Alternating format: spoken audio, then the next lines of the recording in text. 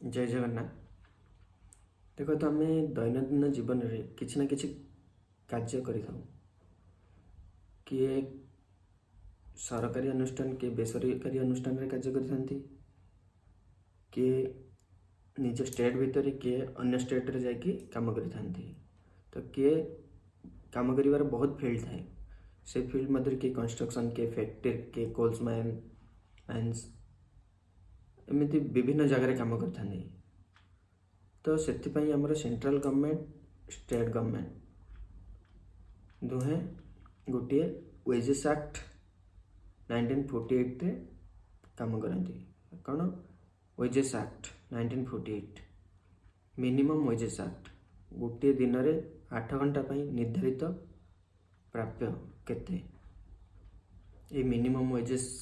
Act रे रही central और स्टेट दुई जन को रेट अलग अलग थाए जो मैंने स्टेट अंडर रे काम करती स्टेट अप्रूवाल थाए किसी जगह सेंट्रल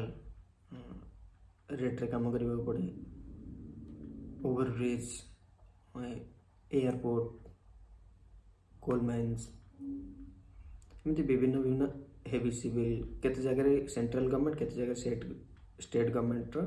वेजेस रेट रे काम करने पड़ता है आम जानी रखा उचित आम प्रथमे आमर वेजेस क्यों आसी सेंट्रल ना स्टेट रो सेंट्रल गवर्नमेंट द्वारा निर्धारित वेजेस निर्धारित मजूरी द्वारा रे आम काम करुचंती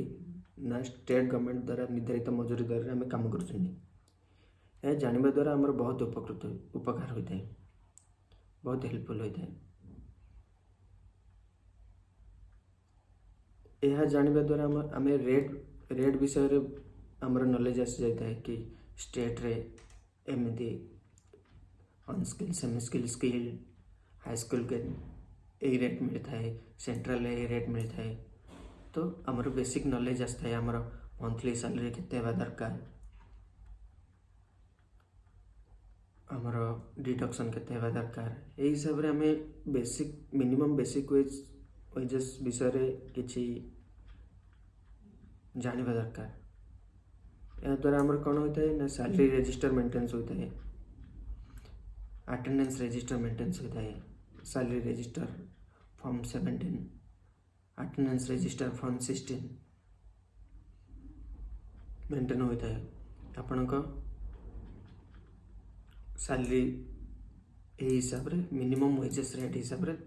निर्णय करते जेकोसी फील्ड रुहतु आपण तो आपण ये मिनिमम वेजेस एक्ट विषय बहुत किसी जानवा दरकार जहाँद्वारा आप भविष्य में केउठी ना केउठी काम करूँ यार नॉलेज थी आपण को कौन सी जगह भी आपण को किए कम रेट दे पारबनी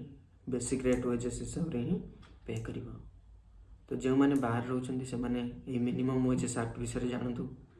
समस्त अधिकार अच्छी मिनिमम वेजेस एक्ट विषय जानवर जानिले निज ही फायदा होता है से आपण जेकोसी ऑनलाइन हो कि आपण अन्य वीडियो माध्यम रे ब्रीफली डिटेल्स आपण जापर मिनिमम वेजेस एक्ट हमको केते फायदा देता है यह जानवा द्वारा तो मुझे वीडियोटी संक्षेप में बनई तो आपण मैंने मो वीडियो को देखंतु आगो को मु अन्य एक्ट विषय भी किसी ना किसी वीडियो बनैबी तो मो चैनल को सब्सक्राइब करंतु लाइक शेयर भी करंतु जय जगन्नाथ।